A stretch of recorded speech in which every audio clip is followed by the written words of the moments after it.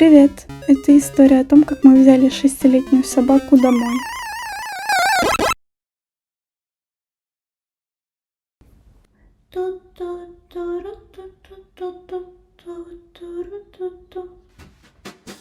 На самом деле я недолго думала об этом решении.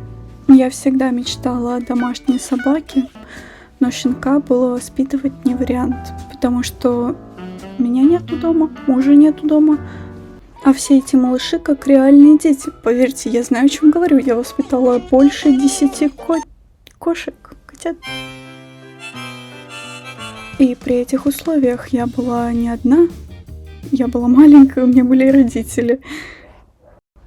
Просто в мои обязанности всегда входила уборка их лотка, приучение к лотку, там, покормить, попоить, все вот это вот.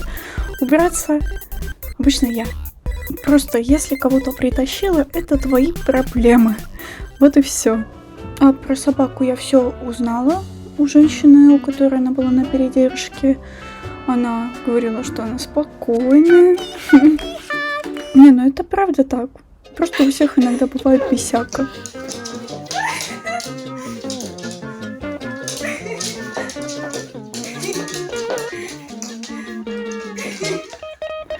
Вот и все. У нее есть некоторые проблемы со здоровьем, но ее это сейчас не волнует. Ее полностью вылечили. Единственное, что она немножко хромает, но никак ей это не мешает.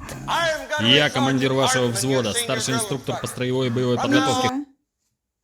Нельзя. Начиная с этого момента вы будете говорить только тогда, когда к вам обращаются.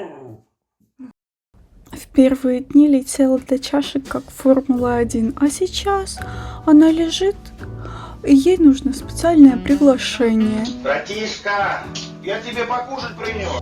И если она соизволит, она сама придет. А вообще можно было бы и рядом оставить. Кстати говоря, чуть не забыла про ее хитрость и любовь покушать. У нас еще живут кошки, у них есть чашки. Убираем их повыше. А она, хитрая морда, скидывает их. Мы в первые разы вообще очень удивились тому, что она встает на задние лапы и сталкивает. Мы думали, она не дотянется до туда.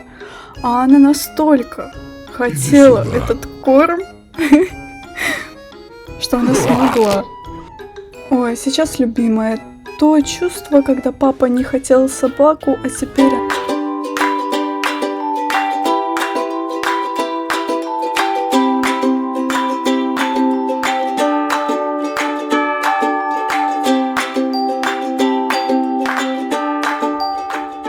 Большое спасибо за просмотр. Ставьте лайки, пишите комментарии, подписывайтесь. Мне будет очень приятно видеть вас в своих комментариях. Давайте пообсуждаем что-нибудь. Заходите в мою телегу. Вот, там я вообще буду тоже рада пообщаться. Все, пока-пока.